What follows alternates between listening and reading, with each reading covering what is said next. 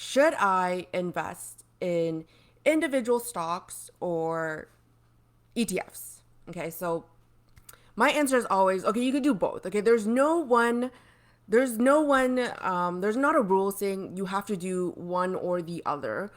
Although a lot of financial planners, a lot of professionals in the finance community will tell you to stay away from individual stocks because, over the long run, stock picking, like portfolio managers, actively, those that are that manage funds actively, they never outperform the general stock markets, or rather like these index funds, right? That just make a market average. So they always say stay away from individual stocks. You might as well just, make your life easy and invest in these index funds, ETFs, or like even mutual funds. But mutual funds carry like hefty fees. We kind of want to stay away from them. So for me, okay, like I'm not, I love picking stocks. I love that process.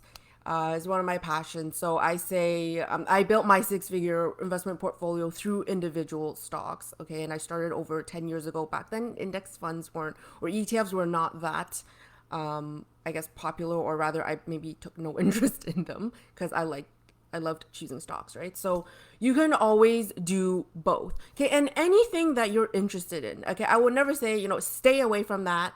Okay, unless I smell scam, then I'll be like, be careful with your money. I believe this is a scam, right? Like, so whether it's like crypto, whether it's, these like penny stocks, peasant stocks, I call them, if you feel like you want to dabble in them, try it out. I'm never going to say no. Okay, just the rule of thumb is don't put everything, like don't put all your eggs in one basket. Don't dump all your money into that one specific investment.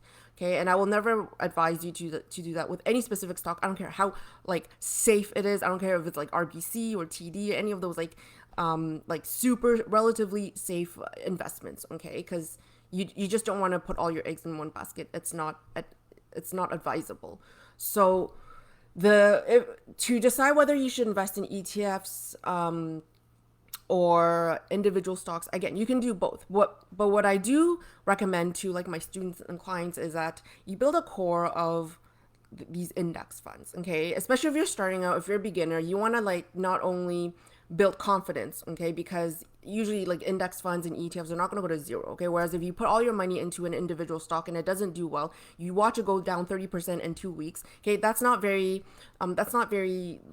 give you any confidence, right? You're going to be, kind of, you'll maybe be upset, maybe you'll be like, this isn't working for me. We don't want you to do that, right? That's why index funds are a great way to start, and that should be definitely a part of your core, because if you start with individual stocks, you're gonna have to diversify. You're gonna have to have at least like 10 in your portfolio.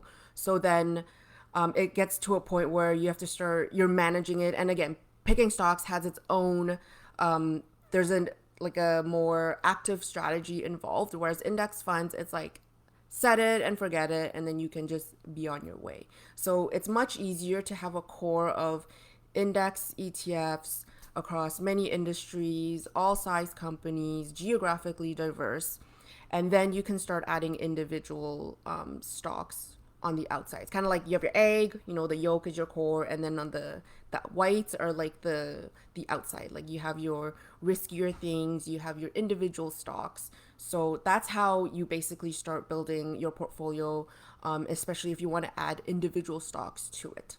Okay, so, and again, I'm not saying you need to have index ETFs, index funds in your portfolio. If you want to just pick individual stocks, all the power to you. You can do that as well. But I'm just saying that past the point, when you get to like six figures, when you get to $300,000-$400,000 in your portfolio, maybe you don't want to be managing individual stocks. Maybe you're gonna want to start looking at these funds where it's, you get broader diversification, and it's just easier to manage a lot of money in that case.